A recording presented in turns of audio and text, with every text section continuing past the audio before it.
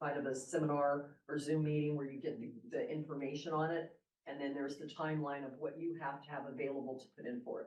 So that was a new pot of money in the ODOT. Oregon Community Pass is what it's called.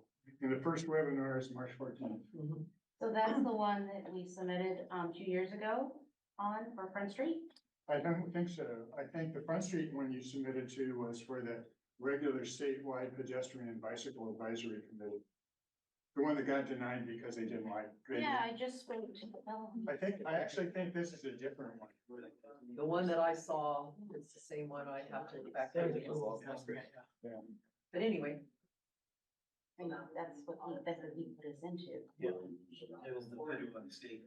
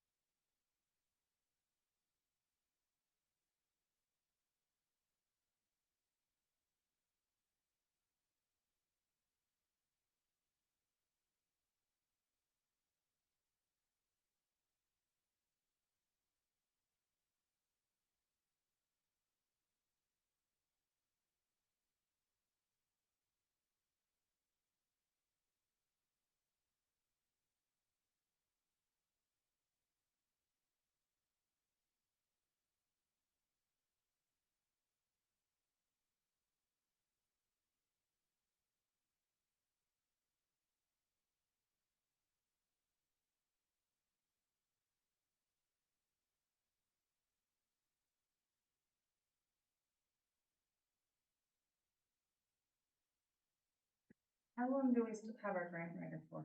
For June 30th. yeah. I mean, And they actually, don't do a lot of the things you think. Yeah, we have the money encumbered, so I just, the goal is to make it all count here this fiscal year, You know, yeah. and show success.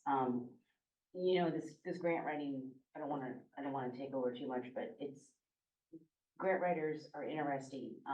They don't look for grants, you've gotta find the grant. Mhm. And then you really have to make sure they're staying on task and on track. No, I don't either.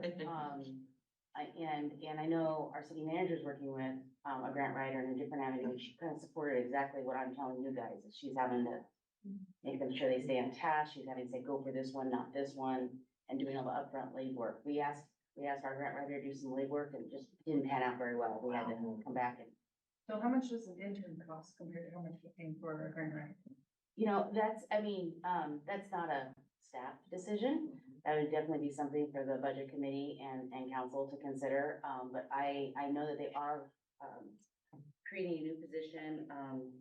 Herman, help me out. It's the community economic developer, Yeah. economic development. and I'm told and I hate to put numbers on it, but like 15 to 20% is gonna be grant writing. But as you guys know, I mean, it could be a full-time job. No, for, Anything you do with grants, the main thing that you're looking at is there's the getting it. There's the maintaining it with how you're gonna do your funding stream for cash flow.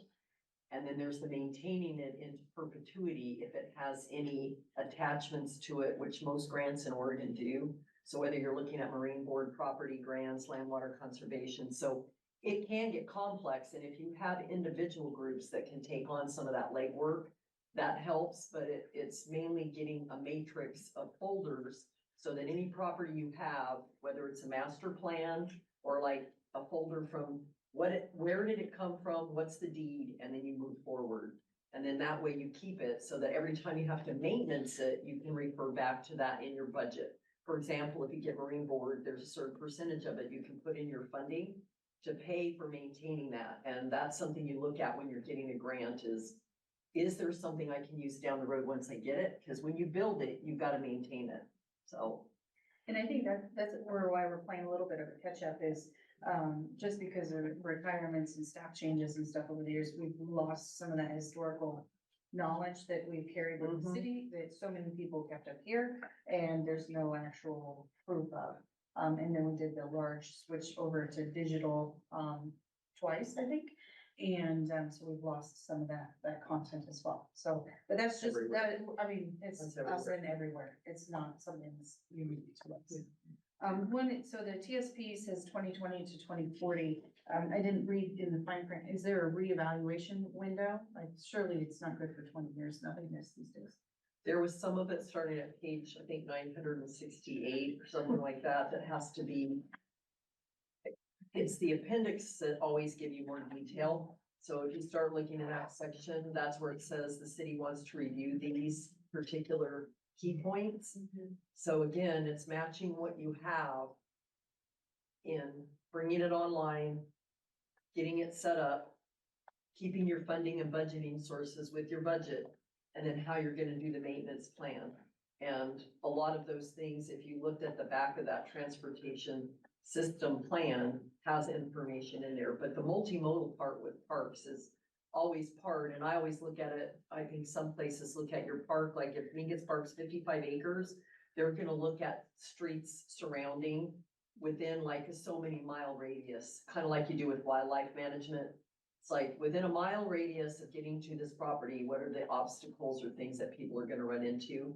And that's kind of a thing that you have to look at with your capacity. Do you wanna look within a mile? Do you wanna look within 5 miles, you know, for the size of your city that falls in your jurisdiction here? I think 1 mile is appropriate to look at because that's where you have schools, you have kids coming in, you know, people coming in and that changes. So that's just an idea to look at is what do you wanna look at for that park?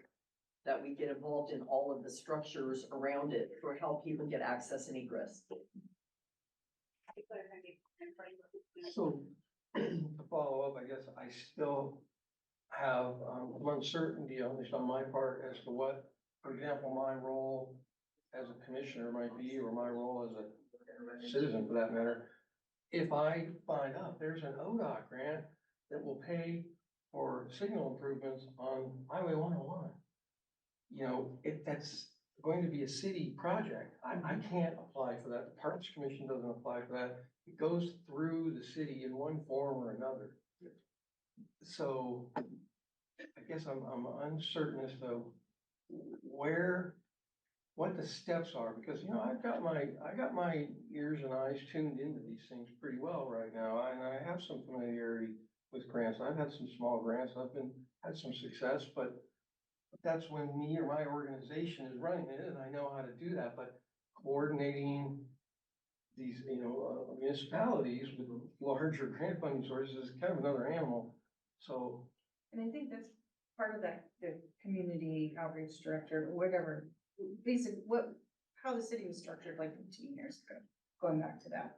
So I think that person fills some of those liaison roles. Economic development, Economic yeah, so that's the new. I would like to get a channel, I guess, of communication or information flow or something that says, oh, Kurt found this community bike pathways grant application. Who does he talk to about taking steps to move it forward?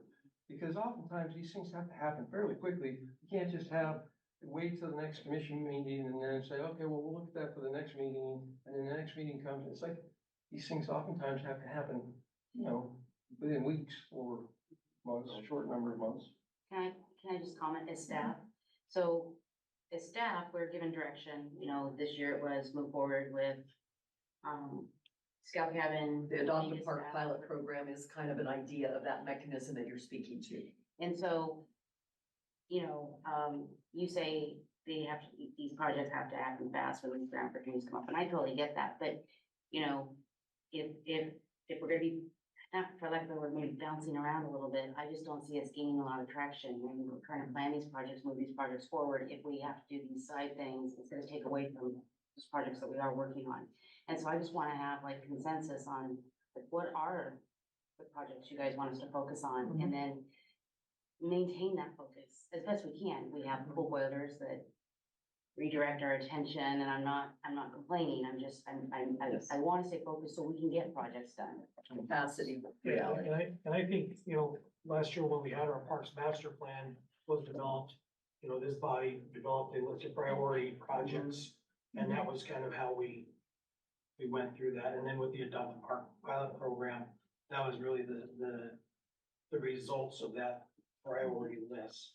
I think staff, we're still focused on that priority list, the 1, 2, and 3 being the Boy Scout cabin, the adopt park projects that are ongoing right now. We do have other projects that we're gonna be focused on, but they're all still there in the priority in which they were delivered to staff, about a year ago. So I guess from my point of view, I'm sorry, from my point of view is being new and not, I mean, I've looked at the parks planning document and I've looked at the TSB planning document. There's a lot of crossover in there, particularly for pedestrian and bike stuff, and even wayfare signs to Mingus Park as part of the TSB. But what I'm hearing from you guys is we need to we got these great plans, but we can't focus on all of them all the time. We need to focus on some specific ones. What I don't know is, I really don't know what you're focusing on right now, right? Oh. Because I haven't been involved, so I don't know if, you know, Jennifer and Greg, you've got 1, 2, 3, 4 things that you're working on right now related to this. And so for me, it would be good to know what those are, and I don't.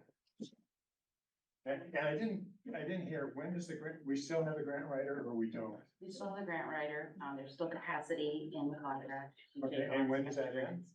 You know, we were supposed to only have the $50,000 allocated for this year, so this fiscal year ends June 30th. But that money's encumbered. While again, I'd have to vet this up, the full year. I think it would roll over if we had to move it to next year. Yeah. You know, what are your thoughts? Yeah, I wanted to add on that part of what, when I came on new in the COVID stream, and part of the challenge is as you have people attrition out of positions and budget adjustments for capacity with what people do from the city, this body here is the one that sets the directive of what someone's gonna be doing. So for example, the Adopt a Park pilot program was in recognition that the city capacity is this much. And we were focusing on existing infrastructure that needs this much. So the Adopt a Park pilot program is what other places use to fill in the capacity that you're talking about. There are citizens over here that want equestrian trails. There are citizens over here that want BMX bike trails. There are citizens over here that just want leisure walking. I've got a walker and I can't walk in the park because I trip and fall. So those groups work together by adopting.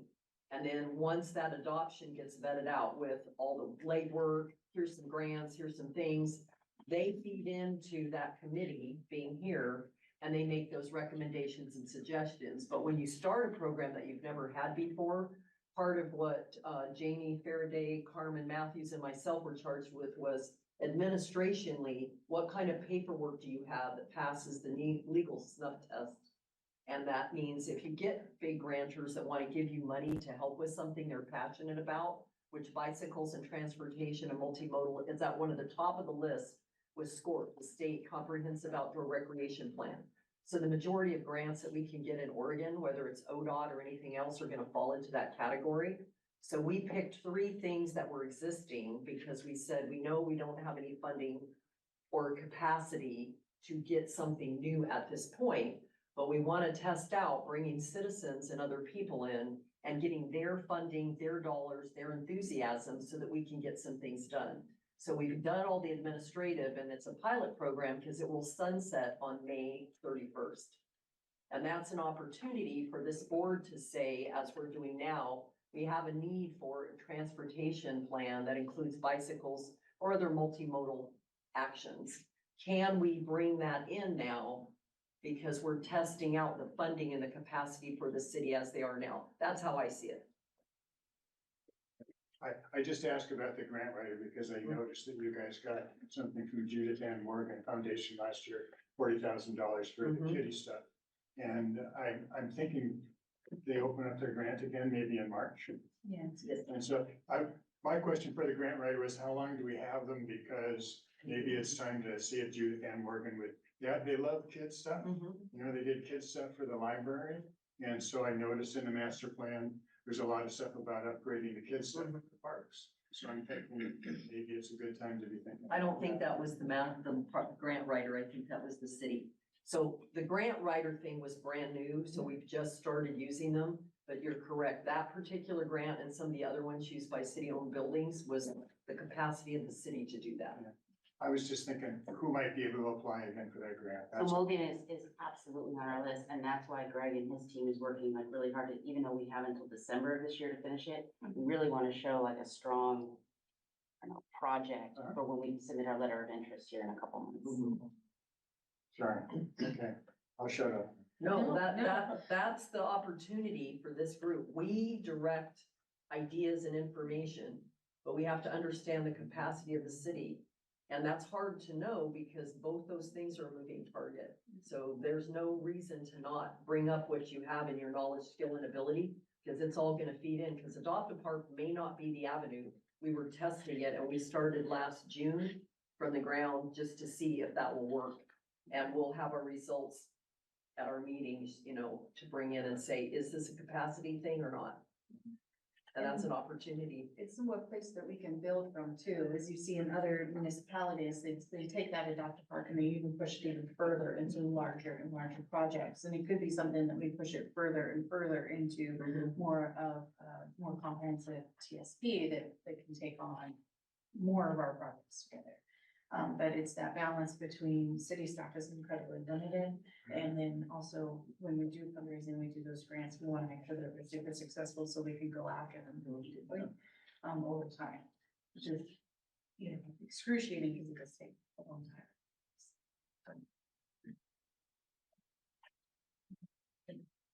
Yeah, I mean, I think it's pretty clear. I think we would all agree that prioritizing our tasks is critical.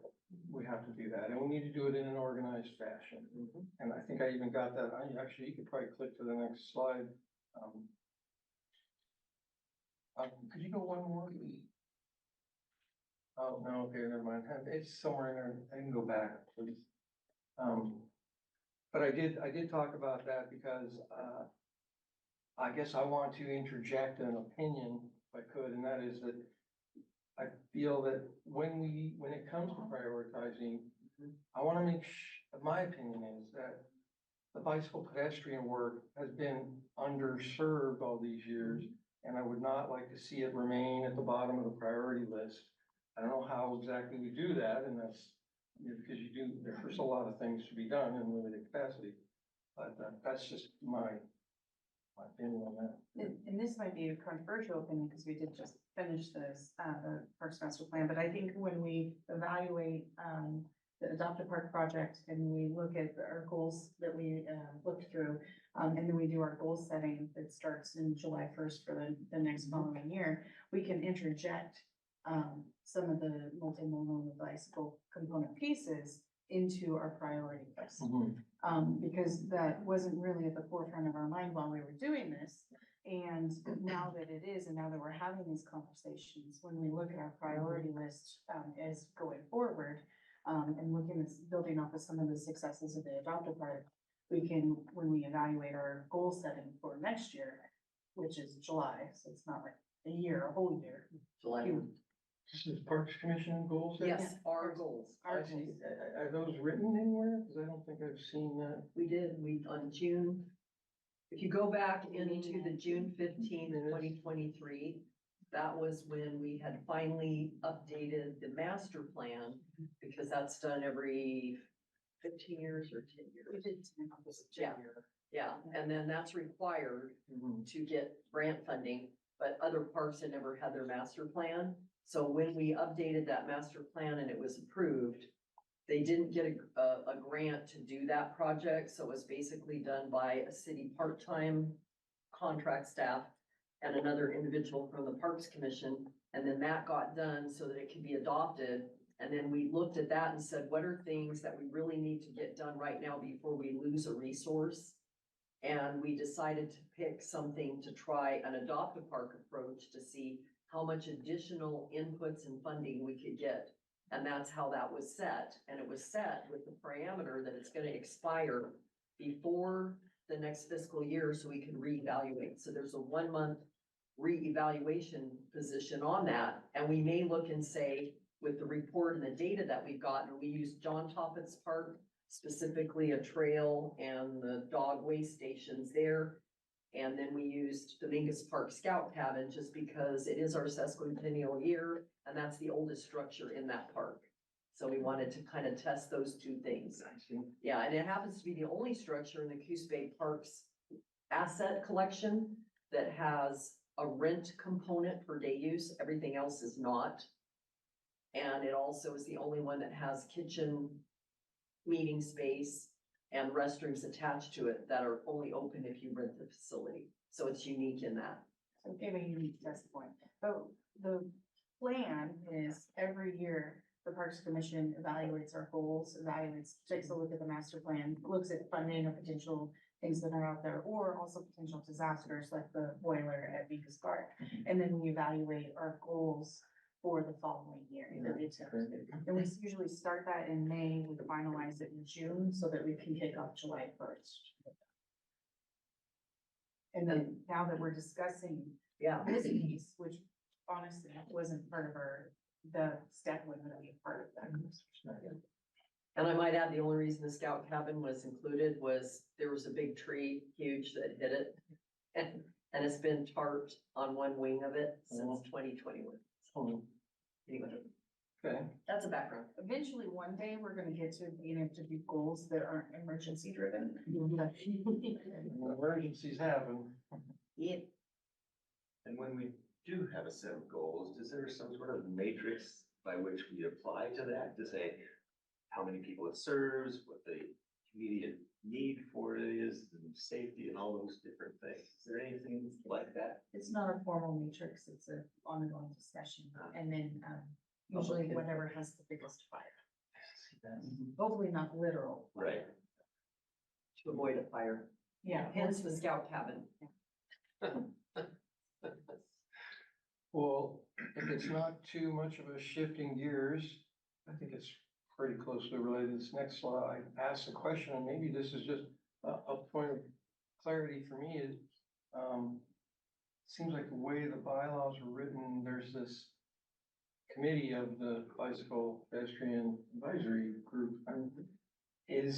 Are we proposing, and that's what I've got the question here, are we proposing to actually create a subcommittee, or is this the subcommittee? I think we discussed that we are, at this time, that we are the committee, Mhm. especially because it's a relatively new component piece. And then we already have a few subcommittees going that are dealing with the master plans of the park. So, and especially to share knowledge and know that we're all on the same page, is that we're operating as that subcommittee as well. Okay, see, yeah, that's good. So that clarifies for me, because I wasn't quite sure. You know, it sounds like it's a separate group. I think we have the capacity to do that in the future, like, let's say that we are doing an entire TSB that does that and has a subcommittee and has a piece that is much more, intense. Then I think we can look at pulling out and doing a subcommittee, but because it's relatively new to us, and we all need to be involved, I think, at this point, doing this as the committee. Okay, And you have to have a public meeting, and that takes city staff time. So any of the subcommittees now, as I understand it, have to be subject to public meeting law, correct? That's what we're being told by our attorney. who- Yep. Yes, I know. yeah, okay, that's a sort of Capacity. Just the messengers. Yeah, that wasn't directed towards you. That's the But that rules in happens. general. It goes here and then it goes there. Sure. Well, and to Coco's point just a minute ago about when the discussion of priorities and the matrix thing, you know, it's like that question I got, should this committee include public citizens? And I think it does through the public comment process, and I mean, that's how I entered, so that answers that question. Now, however, under Oregon law, let's say that you have your own 501c3, and we've had several of those come before us, the state park groups, et cetera. You can have your own group that is not representing a subcommittee of a public meeting entity. And then you can come forward and make a formal plan to the Parks Commission and say, for example, the Lions Club since 1930 something has had that capacity because they are a independent entity.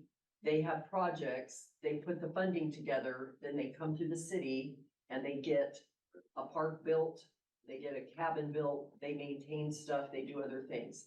I think that actually goes back to 1912. That's permissible, and that's the way a lot of things get done, because then you're not doing anything other than interfacing with the city when you have the funding, the plan and everything put together. And then that capacity issue shrinks and the city just has it presented through the public meeting process saying Lions International or Kiwanis or Rotary or whatever. And that's been a model in Oregon for probably 140 years. Well, didn't we have a group with the skate park? Yes, the skate That park come had, with us and wanted to do. right, we had and they nothing were to- going to form a 501c3 so that they could do exactly what we're talking about. Vet everything out, get independent funding, and then get the 501c3 to run the funding through, so that if they had a project that they brought to some group like this, and they had all of that information, then the city is gonna go for a grant, and then they already have the matching funds and everything, so that capacity, instead of being this, then shrinks to this. What happens inevitably is people get that idea, but they don't follow through. An example locally of something that's followed through on that is the Friends of Shore Acres, because that's in the parks realm of state parks. But they set up that 501c3, and then they set up an event that every year puts in more money to bring things to that park than that park would ever get through the actual funding process through the state budget, if that makes sense. So it is doable. Well, that's a really interesting thought, as you were talking and explaining that, I was going through my head like, yeah, the Front Street Community Bike Works has that capacity. Well, Yeah, we have that ability or that potential, but if we're, in a sense, are no different than the city.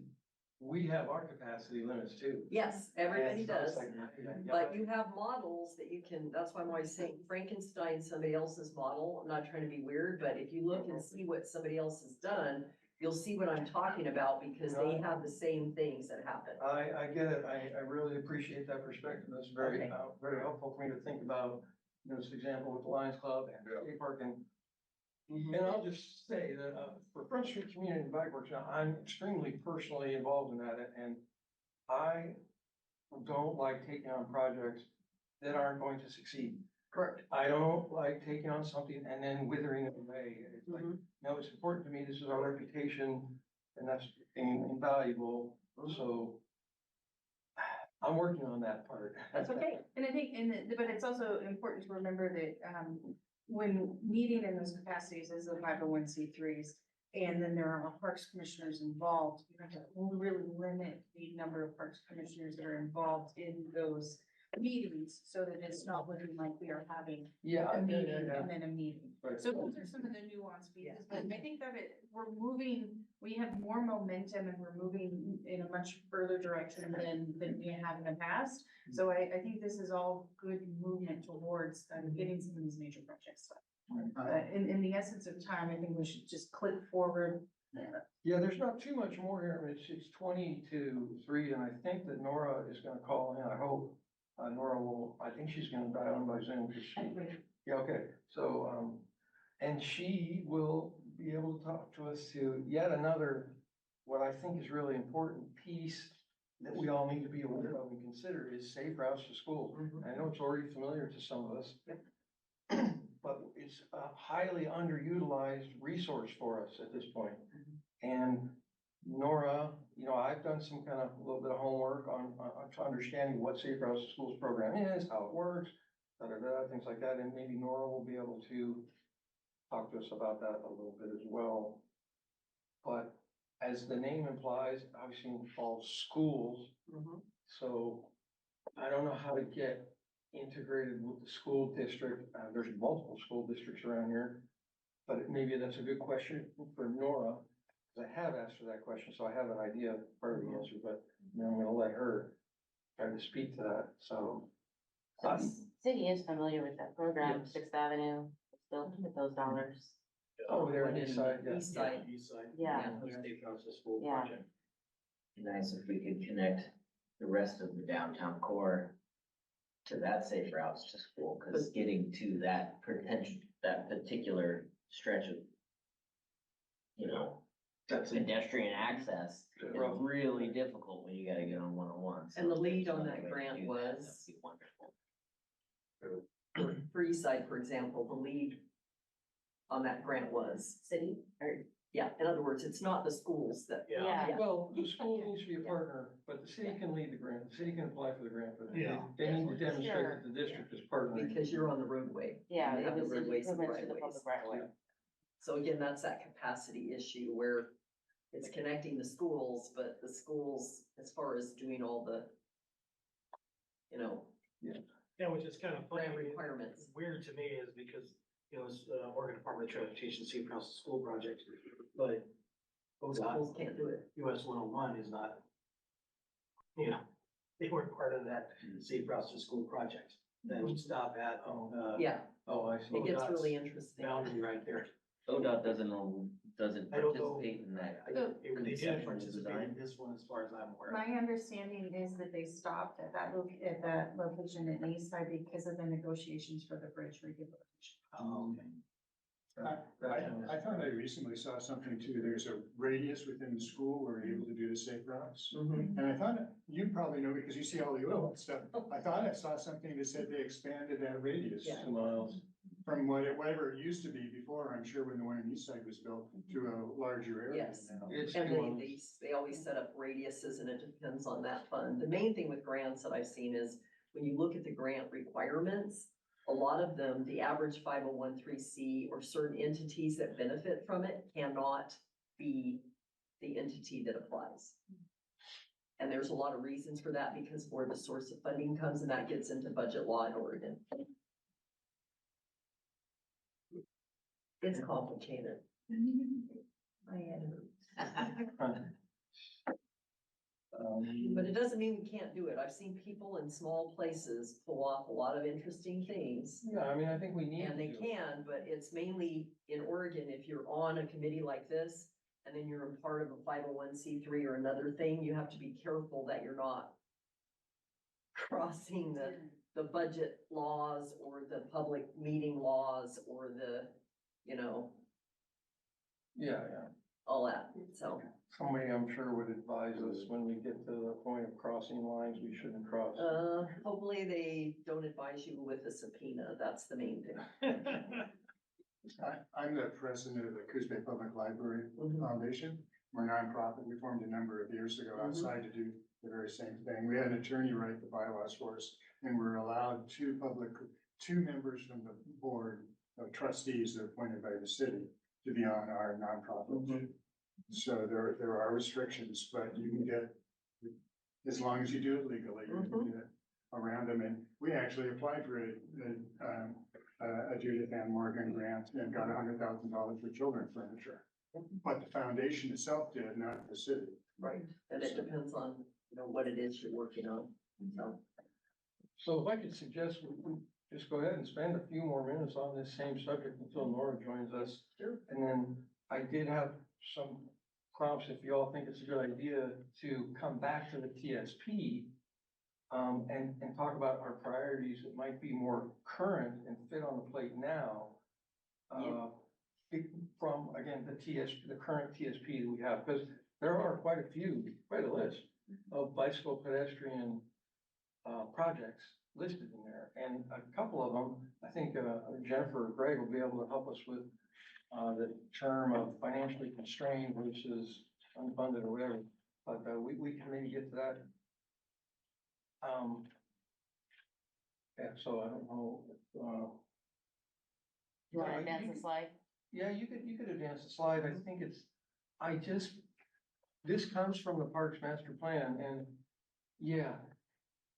And I thought this was interesting because under the description paragraph there, and again, maybe Jennifer or Greg can help with this, but it says division personnel maintain the park system, including all park grounds, pedestrian and bicycle. So see, it talks about, let's see, okay, I'm gonna start from the top here. The budget for the Parks Division includes funding for division personnel, park operations, park maintenance utilities, as well as maintenance and operation of the schools. This period. Division personnel maintain the park system, including all park grounds, building structures, adjacent parking area, pedestrian and bicycle walk paths. Blah. Yeah, it's the bicycle. So it's any of those things, like I said, almost you're thinking of a mile radius because Well, I was thinking of budget here because the first word there really is budget and it identifies as bicycle facilities and pedestrian facilities in the budget, so. So when we have our budget meeting every year under the Oregon Public Budget Law that allows the city to operate, a certain portion of the public works and community development, underneath that umbrella is parks. And so parks, their facilities include underground, on the ground, above the ground, anything that's in that park and access to that park comes out of that budget. So for example, in 2009, the budget for the parks was 25,000. Minimal. Yes, and there's been no newer parks that have been brought online at that time. So everything that you see now, there might be a few upgrades, but in 2009, the budget was $25,000. Now, I realize that there's inflation, but that's to give you a perspective of what they were working on Yeah. for what's existing now, and you I can get it. correct me if I'm wrong, but no new properties or anything significant has been brought online. Right. And I'd like to clarify that even though we're now incorporating much more of the multimodal and bicycle pathway systems, please don't take any more out of our budget. Just keep taking that stuff out of roadways because we don't, our budget is minimal. There would, that 25,000, that's not, that's. No, there's a matrix that's used to calculate, how much of our budget would be for park space, and ours is significantly less. This is why we discussed many different times that needs to be some sort of other funding mechanism for our parks space. Okay, so I think that's a pretty good segue actually to what Nora may talk about with us, because Yes. what I'm hoping we can ask her about and she'll talk about is this planning grant that just opened today, actually. And so that's money, well, I'm not sure how the details of how the grant works. But I don't know if there's a match requirement to it or whatnot, but that's money intended for planning, so. Yeah, and when you look at their, on any state grants or even federal grants, if you go on the website and you look under that grant, there's a manual and some of them make your Yeah. eyeballs roll, but there's this very specific that they'll show like on ODOT that says, if you get this grant for planning, you can only use it for this.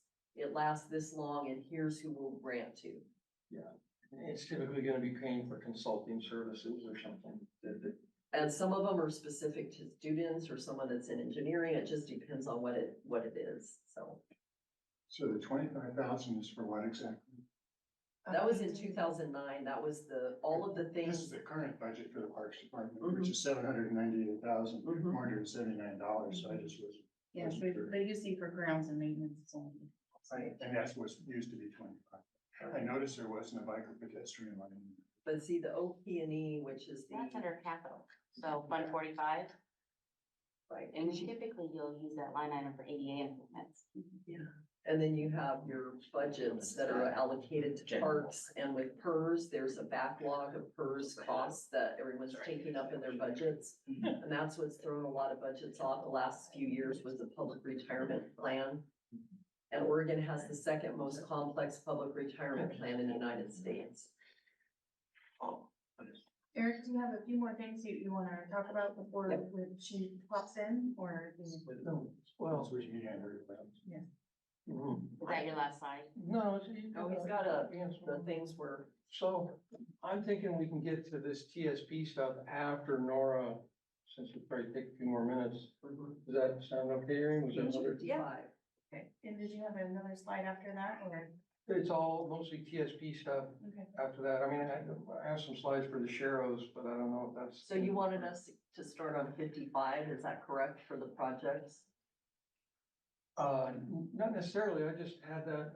Are you looking at one of the slides? On the previous slide,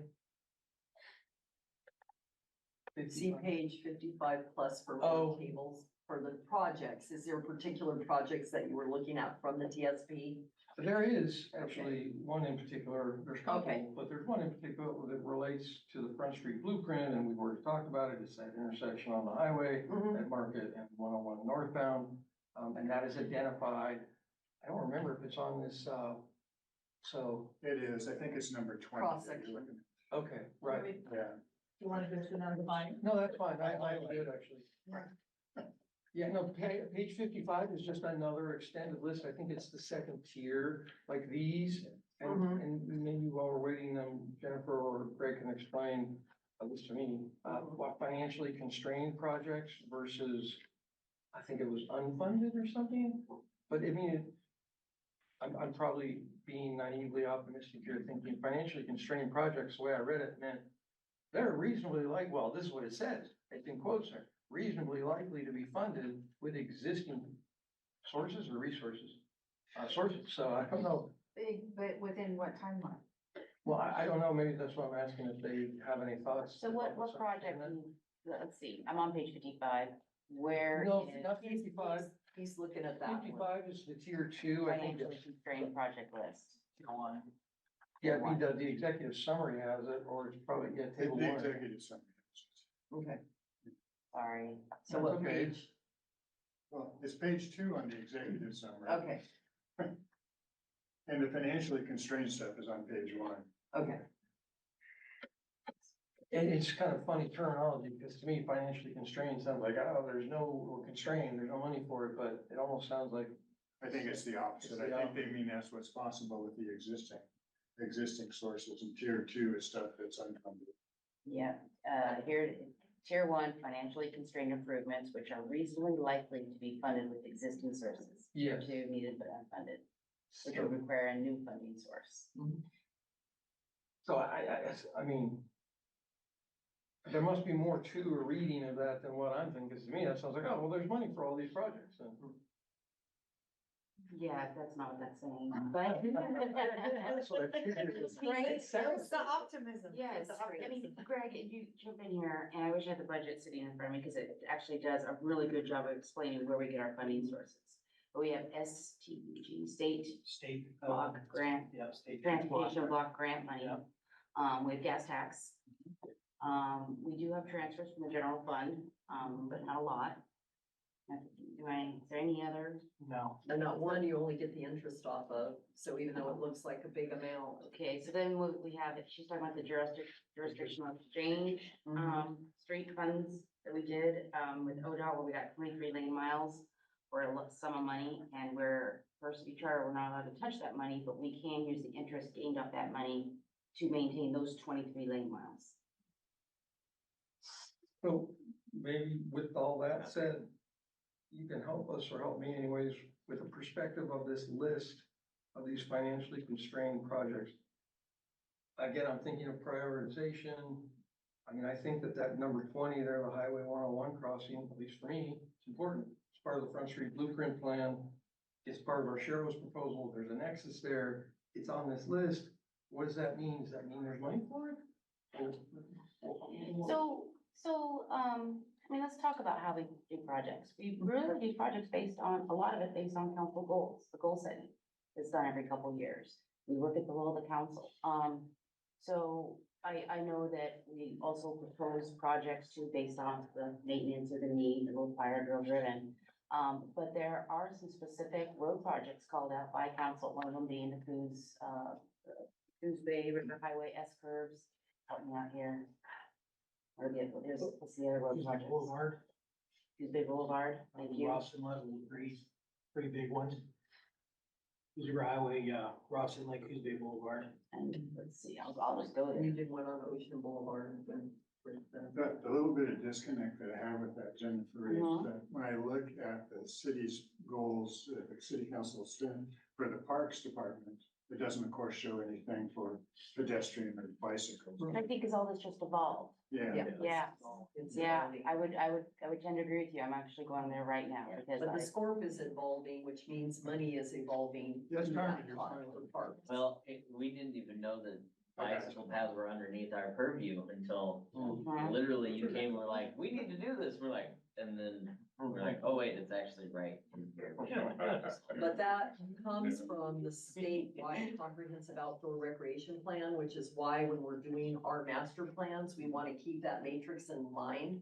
Because all of the lottery money that was set aside that can be funded by voter initiative, that can be sent down to parks and recreation, that's where it comes from. So a lot of this has evolved by money streams from the larger state or federal government. And Yeah. that's where all this money comes from for all the transportation things. Very little bit of it, unless, and see, Coos Bay does not have like Eugene Springfield where they have additional taxes on gas or something like that, or PUCs. So we don't, but we are investigating some options for consideration. We haven't presented those yet to council, but we're looking at like a recreational user fee that I know you brought up several times.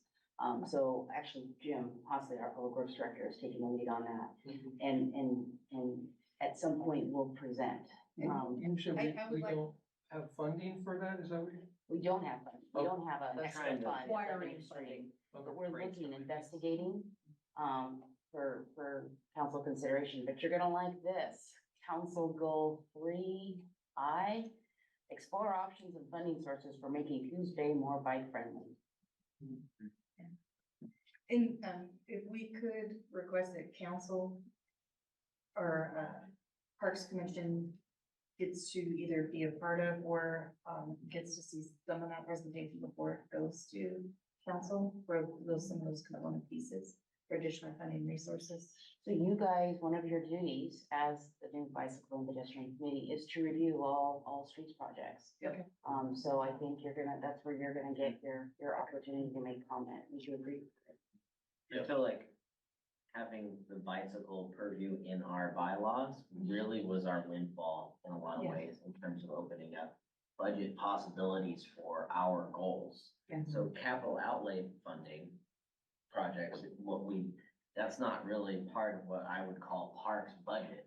But now we have the ability to put our input into those projects, which is huge and gives us a lot more, I think, ability to like actually start checking some goals off of our. Fixing things, resurfacing asphalt, pathways, things like that, just even for people that use the park pathways.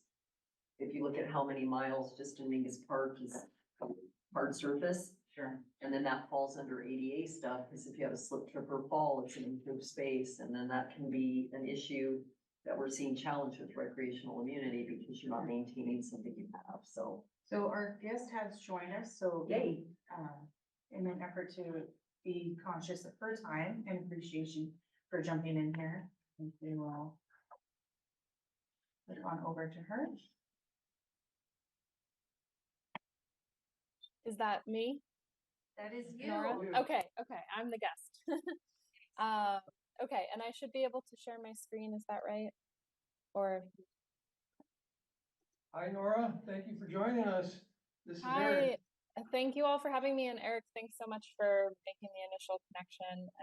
And yeah, it's perfect timing for me to be here because what I'm about to talk to you about, these Safe Routes to School grant opportunities actually are launching today. So it was perfect timing for Eric and I to start chatting and then to find out that there was this work session happening today, and that yeah, so super appreciate the invite. My name is Nora Stolting. I'm a Safe Routes to School planner at Alta Planning and Design in Portland. And I'm a part of the Oregon Department of Transportation Safe Routes to School team. So there's several of us that are building the statewide program and supporting local programs across the state. And I'll get into more of what that looks like. But yeah, I'm here to talk to you today about Safe Routes to School in general, kind of like what are the impacts of these types of programs, what can it look like in your community, and then the upcoming grant opportunities. I'll get into more specifics towards the end about what those options are, and I have some ideas for you all about what would be a good fit, but want to present you with all the information so that you can take what's useful for you. Yeah, so kind of what I just said. I'll talk about the impacts of these programs. We'll hone in on the Oregon program, hone in again on grant opportunities, and then hopefully if there's time, I can answer a few questions of yours. So Oregon Safe Routes to School, if you haven't heard of the program, essentially we are creating convenient, safe, and fun opportunities for children to walk, bike, and roll to and from school. So you might imagine there are many different ways that this plays out through both education programs and infrastructure projects. And there's many different types of impacts that these programs and infrastructure have on students, families, communities. I'll speak to just 3 of them, but there's plenty more that you probably can think of as well. But one big benefit being that these types of programs really help with children's focus and presence at school. So there's plenty of studies out there that when children are able to move their bodies and get some fresh air in the mornings before entering the school environment, they're generally in a better mood and feeling more ready to engage with school. Consistent attendance also, a lot of the time when there's like that community building aspect of these programs, whether it's like a walking group or an event or something that brings students together to travel actively to school as a community, there's that accountability and that excitement to show up and be a part of things. So more consistent attendance is often found as well. And then the third benefit being environmental health. So obviously fewer cars on the road, less emissions in the air, greater environmental health. So that's just to name a few, but plenty more, lots of social emotional benefits and community building, joy, all of that. So when it comes to the Oregon Safe Routes to School program, we sort of, also I forgot to mention, these are our 2 program mascots that you'll see throughout these slides. They're just fun little graphics, but the fox is named Strider and the robot is named Viv. So that's why they keep popping up. We have some cool graphics of them. But anyway, so the statewide program is sort of split up into 2 main buckets. The first being education, so programs, events, activities, that kind of like behavior change, culture change stuff. And then the other side being construction, so that's infrastructure, bike lanes, sidewalks, all the kind of like tangible physical changes to the environment. So I'm going to talk through sort of like the main elements of the education program, the main elements of the construction program. It's going to be a lot of information, so it's okay if you don't remember all of it and maybe just kind of notice what stands out to you. So on the education side, the first thing I'll mention is at a statewide level, we've split the state up into 3 chunks, and you may notice that these chunks are vastly different sizes, but there's actually about the same number of schools in this whole chunk of Eastern Oregon compared to the Portland Metro. So we have the Coast Willamette Valley, Central Eastern Southern Oregon, and Portland Metro. And this is how we support our statewide community of Safe Routes to School coordinators. So we have folks around the state that are on the ground implementing programs, leading walking school buses, leading walk to school day events. And this is how we've decided at the statewide level that we're bringing those coordinators together. So for example, I am the hub, we call these hubs. I'm the hub lead for the Willamette Valley and the coast, and I lead a monthly meeting that is for coordinators in that part of the state to come together, share stories, share challenges, brainstorm ideas, kind of like help move their programs along through collaboration. So that's just a part of like how we've been able to build a pretty strong community of coordinators. And then really these coordinators are on the ground leading events such as the ones that you see here. So there are several walk and bike to school day events that are celebrated by schools and school districts. At the statewide level, we create outreach materials. We send like little prizes, like reflective keychains and shoelaces and things like that for coordinators who are organizing these to give out. And yeah, these are really fun. This is where you see a lot of the excitement and the community building. Yeah.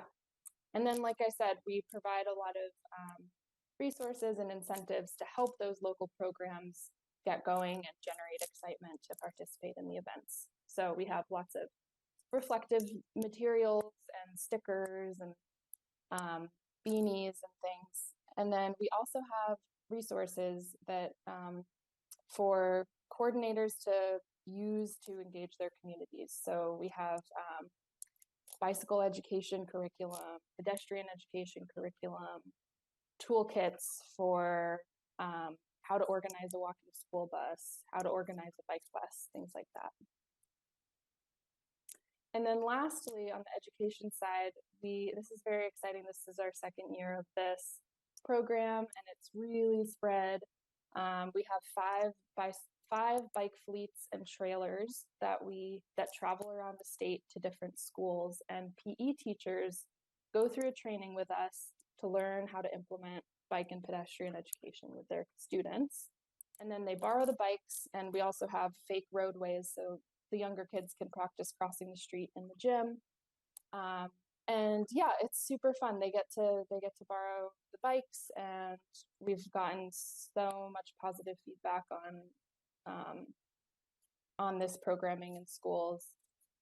So these photos are just from the trainings that we've done with PE teachers across the state. And there's a photo of some of the bikes lined up and the trailer, kind of a view from the inside. Okay, so that's a whole bunch of different things on the education side. On the construction side of the program,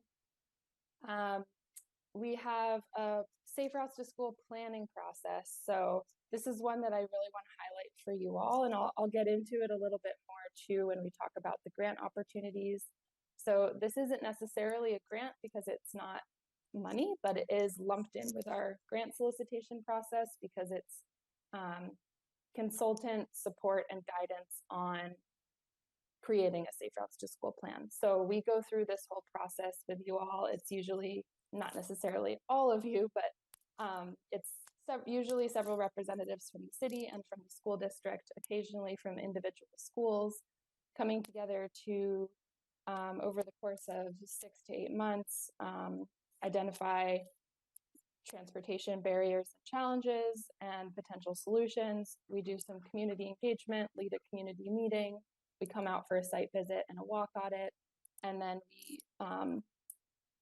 combine all of that together into ultimately what ends up being a Safe Routes to School plan that can be used to apply for funding. So it's really helpful.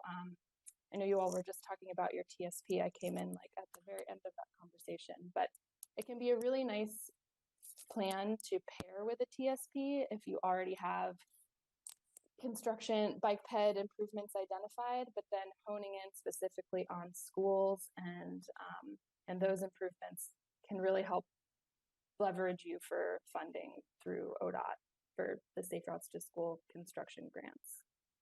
So this is a really great process. I've participated in a couple of them, and it's been super fun to actually come out and see what's happening and be a part of a planning process over 6 to 8 months.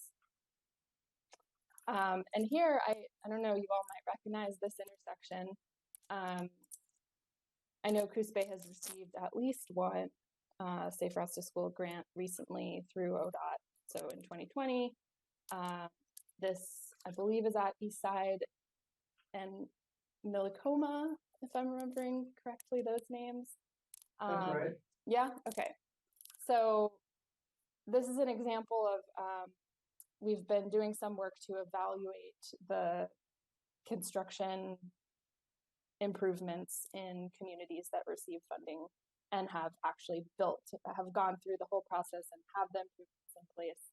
And so what you see here on the left is what we're calling a snapshot. It's a 2-pager document, but this is just an example of one page that is yeah, a little bit of evaluation of how is this improvement being received in the community? What types of impacts is it having? Yeah, so this is just an example of some construction evaluation work that's happening. And then we've been able to pilot a quick builds project last year, and pretty excited to say that it's now incorporated into our menu of options for grant funding. So I'll get into that in a moment. But this project was in the dowels, curb extensions with flexible delineators and paint. And so if you're not familiar, quick build projects are relatively low cost and semi-permanent. So they're materials that can be brought in and brought out if needed, but they can stay there for a while. There's no digging into the pavement or anything like that. So it's a really nice way to test out a potential improvement that may be eligible for construction funding in the future, but a way of testing out part of it, seeing how it's received by the community, getting some feedback. And works really well, I would say, in smaller, like not huge cities. So yeah, really grateful that this project happened and that we've been able to incorporate it into our options for folks this year in the grant solicitation. Okay, so now I'll get into the grant opportunities. And so like I said, today, February 12th, is the day that all of these grants open up for applications. They are open all the way through March 25th. And then for construction, there's a part 2 of the application that starts in May. So that one's a little bit of a longer process, but yeah, just so you know, just because it's opening today, you still have some time to consider your options here. So the education grants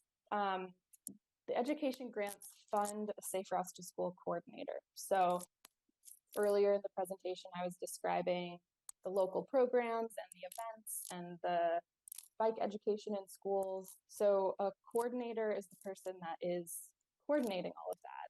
And I'm working with a lot of coordinators to help support them in building their programs. This map just shows the most recent round of funding and where those coordinators were based. There's 3 tiers of education funding. So the first tier involves, which is what you all, if you decided to pursue getting a coordinator in Coos Bay, which I think would be really cool, that person would be a part of this first tier, Education Plus. And that means that they have support from a consultant for the whole 2 years of the grant. And we're helping them set goals and visions and build a coalition and create a implementation strategy document. We're helping them kind of like get all organized so that the program can be established. And then eventually 2 years in, you can apply for education funding to sustain for another 2 years. And then the innovation grant is for established programs that are ready to try something different and innovate their programs. The construction grants, like I said, those are for the built environment, sidewalks, bike lanes, things like that. Yeah, there's lots of details that I won't get into all of them right now, but this is the spread of I think the most recent batch of projects that were funded. And then this is a new kind of way of organizing the additional construction grant opportunities. So this is new this year. Planning assistance is not new. Engineering assistance and surface treatments, aka quick build, are new. So like I said, planning assistance, what I could imagine for Coos Bay based on my conversations with Eric and what I know so far, it seems like planning assistance and or education funding for a coordinator would be like really interesting, and pairing those two together can be helpful for like building a program that has both construction and education elements. So there's the planning assistance, that was what I mentioned, that ends in a Safe Routes to School plan. And then there's the engineering assistance is an opportunity to gain technical support in the way of, could be like a traffic study or an engineering study or a design document, hydrology study, things like that. And surface treatments are quick build, what I described with the low cost, rapid implementation, semi-permanent, things like curb extensions, crosswalks that don't involve digging into the pavement. And so both of these surface treatments and engineering assistance are available to communities that have either gone through the planning assistance already or have done some similar level of community engagement around Safe Routes to School. So that's just something to know in terms of eligibility. And I just wanted to end with a couple quotes from coordinators in Oregon that, are just speaking to the impact of their work. So Megan Ramey in Hood River says, "My role is a direct link to change that I want to see in this world. Every day, I either help a child learn to ride a bike, see a new place by foot, or help get some safer infrastructure in that will ultimately lead to a kid-friendly city." And Shane in Portland says, "What I love about my role is that I get to engage with my community while supporting families and building relationships that create support systems for our students. We're teaching students skills that they'll use throughout their lifetime while encouraging them to consider how they get around and the impacts of that choice." So that is what I have for you. I think that was about 20 minutes, but if there's time, I can probably answer a question or two. I guess I left my contact information up here. That's my email, and then it's also right underneath is the general Oregon Safe Routes to School email, which I checked. So you could email either of them, and that's our website with lots more information. Nora, on the plan assistance, is that for one school, one route, or is that a community-wide? Oh, that's a good question. It depends on what you want. We can do either. So for example, last year, Ashland did their whole district. And so we were able to do all of the schools in the Ashland school district. A lot of the time, communities have a school or cluster of schools in mind that they know they want to make some changes at. And so a lot of the time it is like a small community that has the elementary, middle, and high school all on one campus, and we're looking at everything around like within a half mile of the school. So it's adaptable to your needs. And is it a half mile or a mile? There was some conversation earlier that maybe that has changed. Yeah, well, actually what the change is for the construction funding, it's changed from a mile to 2 miles to accommodate more rural communities that may have people traveling from further away to get to the school. In terms of the planning assistance, I'm not sure we have a exact radius. I would need to look into that to say for sure. I can't remember if we have an exact radius for that. I know for the construction grants, it's a lot more specific for the scoring and everything. Yeah. And then just as a comment here, I'm looking at our TSP, which has our 1 mile school boundary drawn on it. It's page 38, if you guys want to look at that, which covers about 90% of our community. So I just wanted to your attention to the commissioner. So I have a question, Nora. Yeah. I mean, in the room here is city staff and park commission members. There's really nobody here from the school district. So how do those roles play out with, the planning assistance grant? Yeah, that's a good point. And a lot of the time, there's only like somewhat of a connection that exists before we start the process. Like, of course, there would need to be some level of engagement or or interest from the district. So I can help you, or someone on my team can help with if you need like a script or a template or like some information to share with the district that's like, why are we asking you to be a part of this? But you don't have to have any kind of like existing history of partnership. The planning assistance does help to solidify that partnership. Does that And answer then- your question? Yes, thank you. Okay. And then your follow-up question would be, what would your recommended next steps for us be?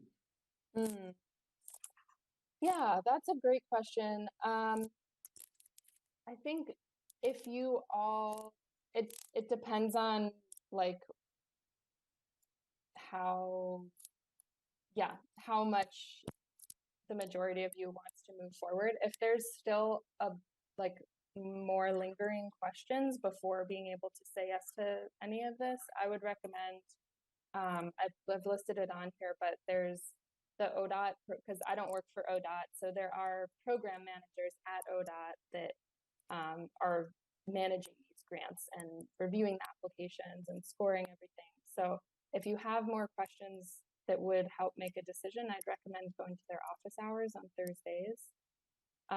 Those are on Zoom.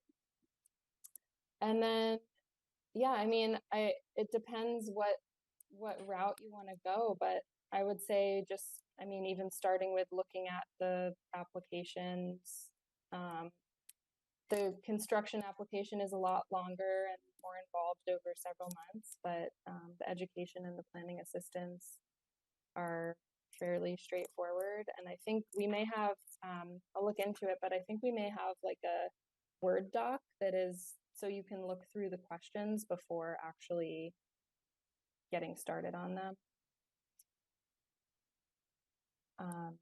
Yeah, but I'd recommend just maybe, yeah, having a follow-up conversation, seeing how all of this, it's a lot of information. So just kind of sitting with it, seeing what resonates with you and what you feel like is a good fit for your community.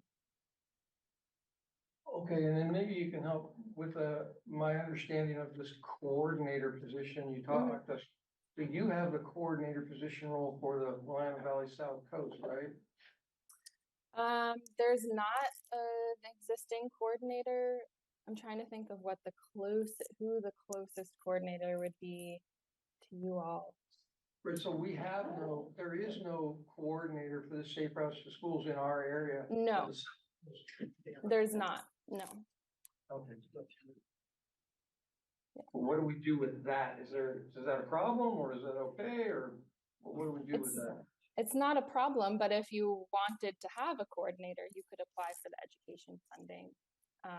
And yeah, like I said, that person is often housed, it could be the city applying, it could be the school district applying. Sometimes it's a council of governments that applies. Sometimes it's a nonprofit. So that coordinator can kind of be housed anywhere depending on who wants to take that on. But like I said, there's the first tier of that education funding involves consultant support. So there would be someone like me that's sort of like coaching the coordinator along in getting going. So it hopefully wouldn't be so much of a lift for whoever receives the funding. Like they're also supporting that person, but it's not all on them to like all of a sudden figure out how to build a program from scratch. Thank you. Yes. Any other commissioner questions or comments, staff? Yes, Nora, when you were mentioning your steps on the matrix that showed step 1, 2, 3 of the support that you give for up to multiple years, would it be fair to say that individuals that go through those steps have a stronger core base when they're getting rated on getting the construction funding grants for Safe Routes to School? Yes, I would say so. Yeah, definitely. Like if you have gone through this Safe Routes to School planning process and you have that Safe Routes to School plan that identifies construction projects to, I guess I forgot to mention that. So a big part of the plan is identifying construction projects near a school or a cluster of schools. So definitely that is something that the program managers look at when they're reviewing applications, is if a community has gone through this process, it likely means that they're ready, they've done some level of community engagement, there's projects identified. So it does help. And it also increases your options for assistance. So like I said, if you've gone through planning assistance, then that opens the door for this additional engineering support and the quick build projects. So yeah, the planning assistance is a great place to start, just for like getting some more conversations going, not needing to jump into making like a ton of construction improvements, but just generating some momentum and knowledge about these types of programs. Yes, and when the ODOT, review process for the actual construction, they are looking for community feedback and data for the need for that safe routes to school project, correct? Yeah. Okay, thank you. Yeah, and the scoring matrices are online as well on our website for each of the grant opportunities. So you can also look at like what they're looking for. Thank you. Yeah. Thank you, Nora. Thank you very much. Any Yeah. questions, staff, or any additional questions? I just have one question. Is there a grant match? Oh, that's a great point. Yes, but there's a new that is structured a little bit differently this time around. So for the education grant, I believe it's a 12%. I should have reviewed this before this presentation. I believe it's a 12% match, but it can be met with staff time or donations. And the construction planning assistance, no match. No, that's just that's just help with the planning process. Construction grant, there is a match, but you can be qualified to receive a smaller percentage of match or no match at all, depending on a few criteria, equity related criteria. So that's a new part of the process this year, that communities can some communities don't have to provide any match. Thank you. Yeah. Thank you so much for joining us. It was amazing and awesome, and we appreciate all the information. Yeah, so glad. Yeah, happy to be a resource, like as you have questions come up. So Eric has my information. Any of you are welcome to reach out to me individually as well. Awesome. Thank Thank you so much. Thank you all. We just take a moment, we lost connection with the council chambers and I'll have to reconnect. Yeah, that's great. You want to take a restroom break or? So there's restrooms right through those doors. We go to 2 miles. Yeah. That basically. I have.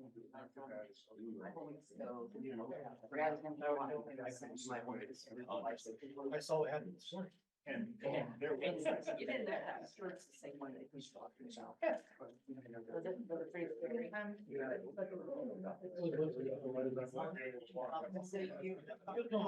Right. I was just curious by, looking at the town streets and, I mean, I see the same. It's a new one, and that's what they told us. The next step downtown, right? Next step, And you know, I maybe think it's you hard. can this know one is specific. that was the one, because I thought they would want to email us. The next this. Oh.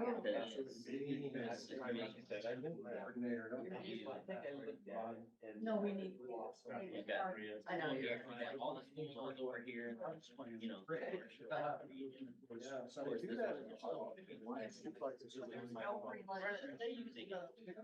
okay. You don't get punished. That's why we added more. Now, give no interest. If you see. I- Yeah. Okay. No, I just told you. Okay, because that was so nice of you. Oh, that was so. What's special name? They don't have. Yeah. I would do that. You know, I guess our, I think your draft, I looked up, it's 4 to 6. Then I gotta go sessions. for a year. All the way. Not something that you're, somebody made over the years. Yeah. But besides, Yeah. just like the width and depth of the things, and that And- one.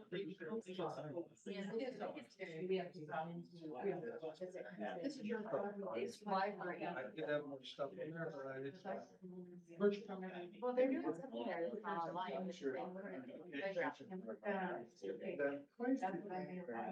Lighthouse School, we have some kids that do bike to school. Front Street Let's Converse do it. starts. They did really a lot last year. Is that? Yeah. Or is it pleasure? I wanted to, I wanna do it. I think it's Friday, we usually have. Spot back thing. Yeah, great. That's better than my back. Just let them. Yeah. Mine was off. Yes, and, yeah, just try. Without screwing on that. We have one extra dog. No, sometimes.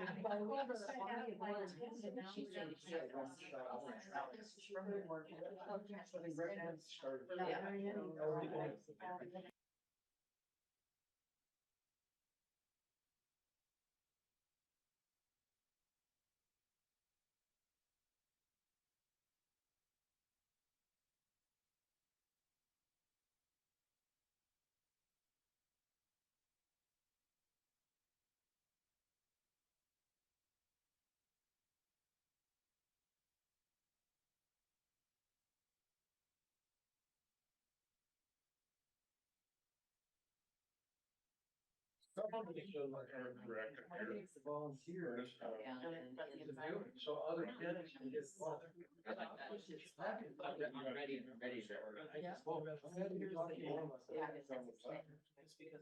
Great idea. So then there's all these. There you go. But they classify roads like we do trails. And that's Well, how it was they- like Need what, gravel. yeah. All right, we're gonna jump back into session here.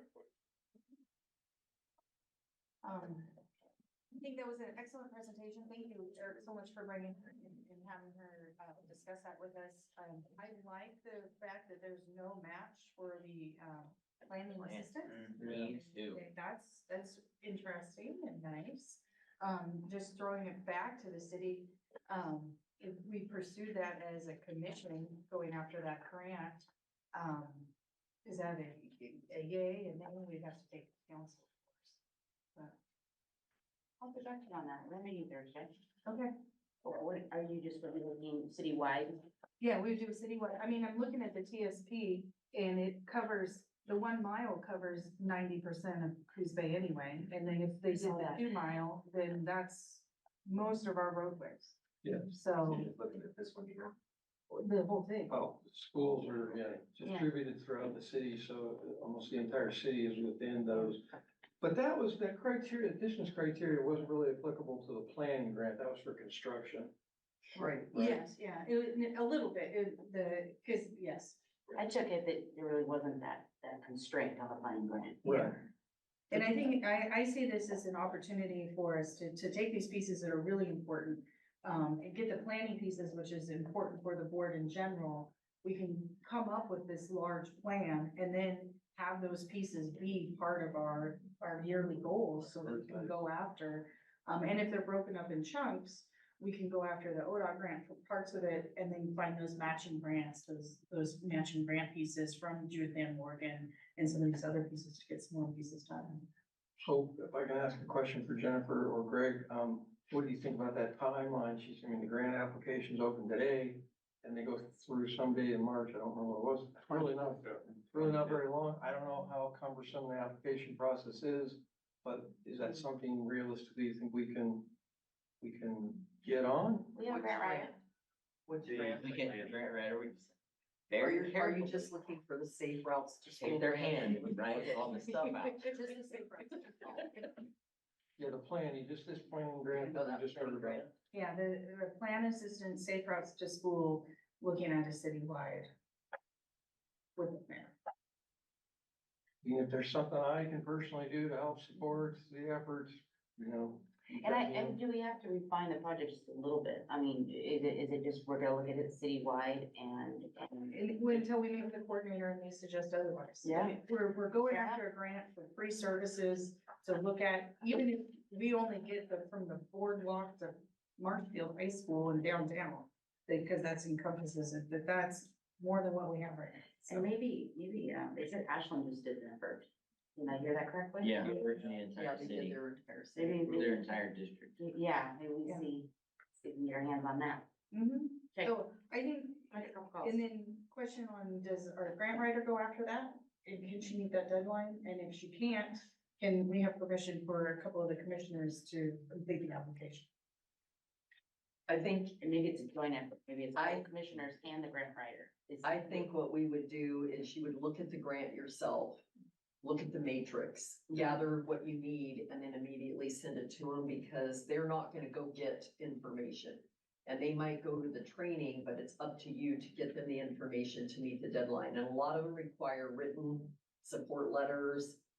They wanna make sure that you have your budget, your matching funds, things like that, but it's the other nuances. So if that's the grant, if you go look at safe routes to school, then you'll see the in here. So you go to ODOT home and you go to safe routes to school, and then you look at their application and it'll tell you, they usually have a PowerPoint and it'll tell you what they need on that packet. And then that's gonna make the determination, but most of the experience with the grant writers is they're not gonna go looking for all the nuances because they're just gonna take it and put it in the grant, and I'm always going back to the matrix you're being judged on. There's always a matrix, and I want the 130 points if I can get it, or whatever they're grading you on. And that's the stuff you're bringing to the table, so me and nonprofit groups or whoever to help get that is the best approach, in my opinion. So Jennifer, if you'll do a little bit of research on that, if you wouldn't mind, getting back to the commissioner, getting back to Eric and I, and then we can. How would I report back on Friday what I found out between now and then, or Thursday, Thursday? Yeah.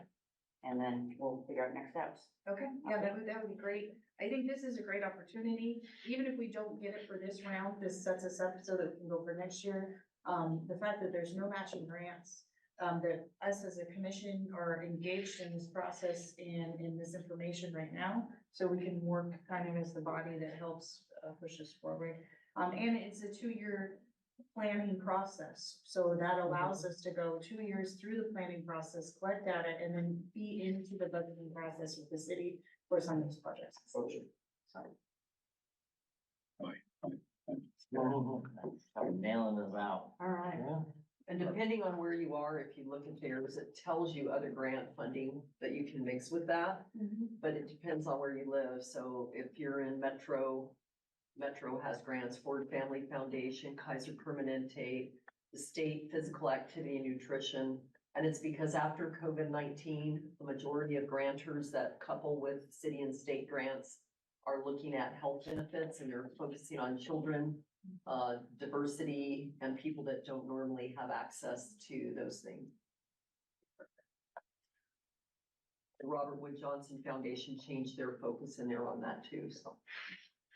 Eric, do you have, other items that you would like to discuss? I feel like this was a productive day, collecting information. That was a great presentation. Yeah, I'm really glad Nora was able to join us.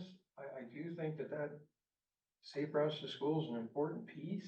I mean, there's other pieces too, but we've got the transportation system plan that has a bunch of identified projects that we can prioritize already, so.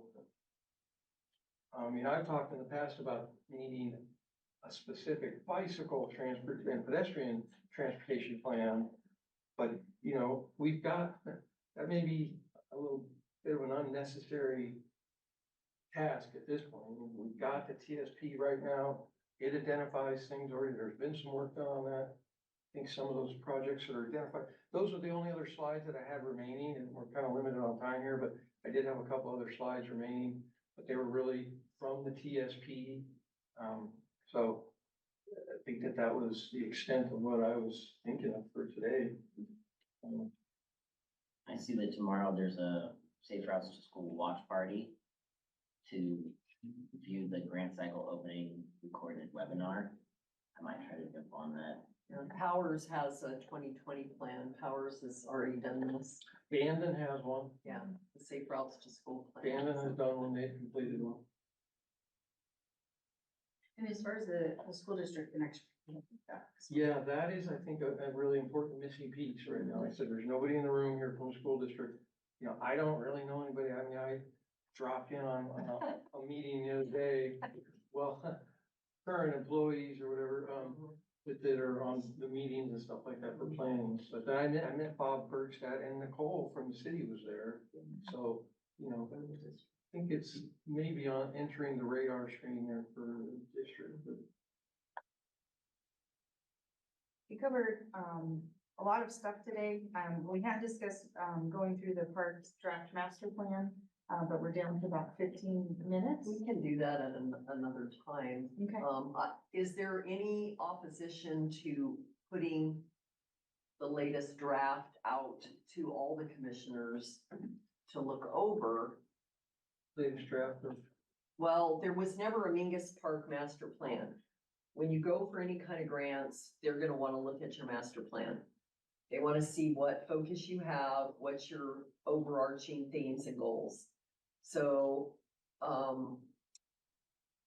a party of a few people at this commission went out, took pictures, got documentation, pulled in information on the elements of Mingus Park, because it is a complex park. It started in the 30s, I believe. The first grant was in the 20s, and then it grew to the 55 acres. So as far as a plan, it was divided up into, I think we have five areas of activities. And so we put together an outline to match our master plan, and then Mingus Park falls under that, to look at the elements that are already existing in the park and to come up with a comprehensive planning document that said, here's the 5 elements of areas in topography and geography, because the biggest issue with Mingus Park, in addition to vandalism, is drainage. And that's been that way since day one. So anyone that thinks that what's happening in parks is new, it is not. And so we need to get that master plan and the attachments approved, so that as we move forward for grants, someone that's giving us granting can see all the elements that are in the park, what our goals and objectives are for those elements, and then how we're asking for funding or any kind of things to help. So that document was put together. It is a draft. It's the first time it's ever been put together. And we need to, as a commission, come together to say, is this our master plan for Mingus Park? So I think that would be great is if we could have that sent out to all of the commission for review. The draft, plan is part of the staff report. Is it? Okay. Yes. I didn't scroll down through the 4,000. Yeah, it's in there. But if you can click right on it at the bottom of the staff report, the proper, you can, On the agenda. on the agenda, Yeah, it's on there. You can just open up the agenda, not the agenda packet, right? right here.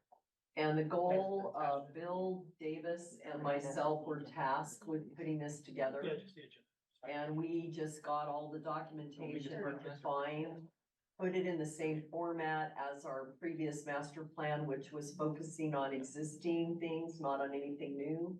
And then having a starting place for the conversation on, is this the master plan for Mingus Park? Is this how you want it divided up into elements? Because it is a very complex park. When they grade parks, there's a standardization for trails, for roadways, for railways, for everything. In parks, they classify them by the elements that are involved in them. And this is probably one of the most complex parks, other than we don't have an amusement park in it, because we have pathways, we have a water system, we have underground utilities, we have potable water, we have potable sewer, we have sidewalks, we have multiple hard services, we have markers that look like gravestones that are memorial markers, we have different types of trees, we have a Japanese garden, we have an item that is a historic structure that's not put on the National Register of Historic yet, that hampers it from getting funding. So you've got everything you can think of. We've got a skate park, is in that park. So Bill and he went and took pictures at our worst, which is when you have a lot of water in the park, because land water conservation funds are an option that we could possibly look at. The WPA in 1940 changed the topography of that park structure area because of all the water.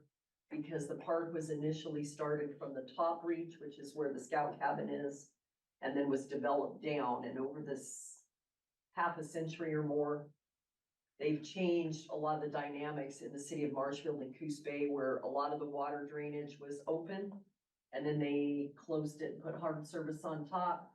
There's been talks of opening it up again, so all of those elements come in and you get them in your park, so probably a lot of things that were done in the past are not best practices now.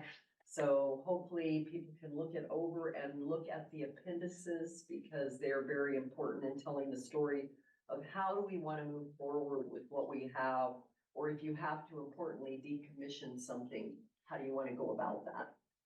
Because there's probably a lot of anthropological and archaeological issues that do come up whenever you have historic properties. That means anything over 45 years old.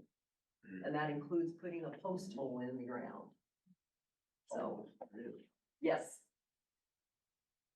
So if everyone has a chance to kind of digest, the News Park Master Plan, review it, as much as you can by our meeting, Thursday. No, the Negus Park, specifically The the big- Negus Park. the The one big- that we. Yeah. So take a look at that, go through it, and then we can discuss further, Thursday. I don't think I've seen an agenda for Thursday. Yes, No, should be going out soon. okay. Sounds good.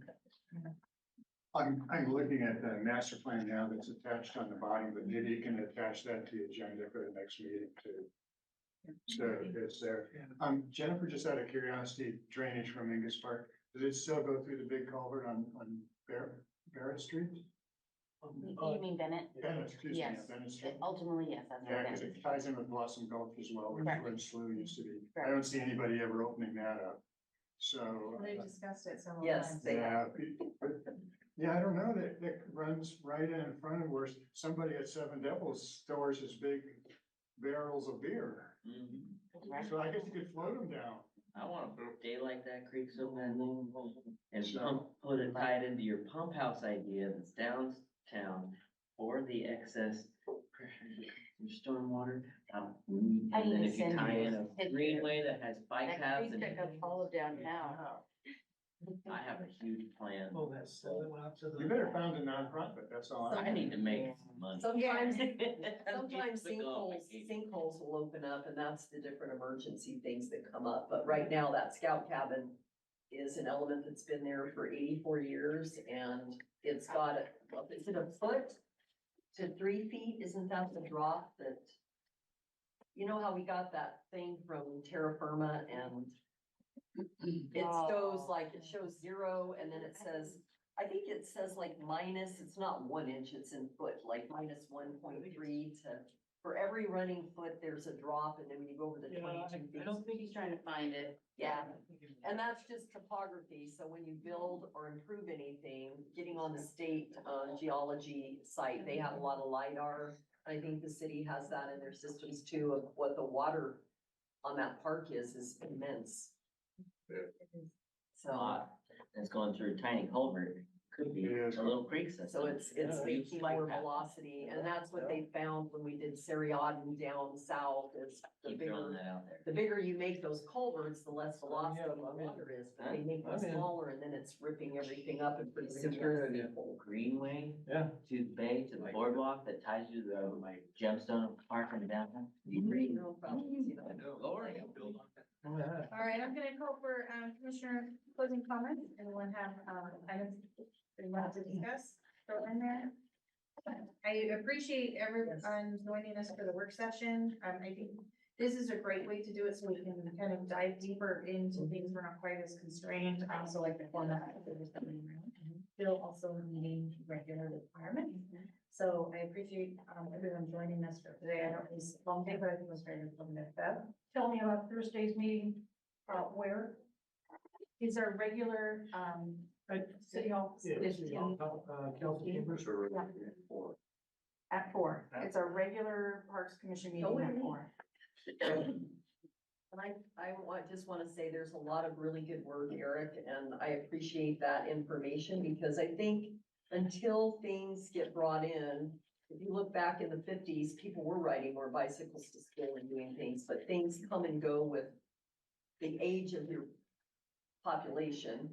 And we're seeing that a lot of people have the assumption that Coos Bay is mainly older people, and that is not correct. Yeah. That is not correct. No. We're in the City Tuesday 80s should be bicycle friendly for young people and old. Yeah. But the only thing that we have a buy metrics on that's unfortunately setting us apart is our BMI. Yeah. Which means more bike paths. Are needed. And the B isn't bicycle. And it's in our transportation safety plan goal list under number 8, goal number 8, health. Yeah. Yeah, I believe there's a lot of desire and, desire for it amongst the community members. It's just hard to get people to see a path forward because there's so many impediments to it. And so the infrastructure is a big one.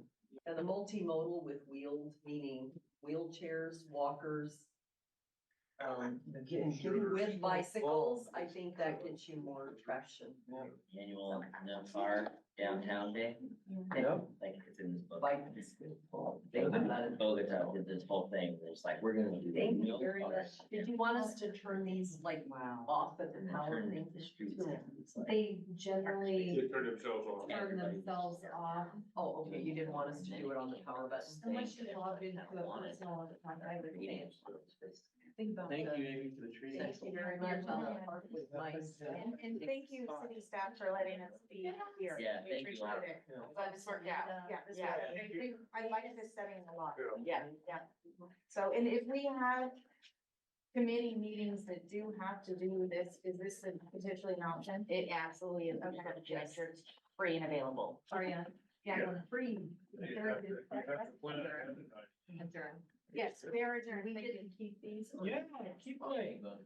I didn't want to. Come back. You got so many things on your plan. Well, no, We gotta- okay.